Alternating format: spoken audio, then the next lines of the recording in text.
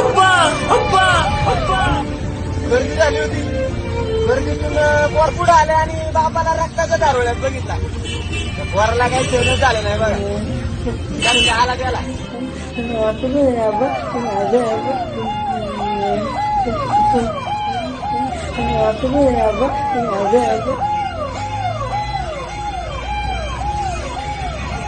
तेव्हापासून आम्ही चौकात दिला ते आमच्या आप्पाला पाहिलो का आणि आमच्या आप्पाला पाहिलं का असं तुला बरोबर नको व्हायला बघा. चला आपण बघितलं का आपण बघितलं का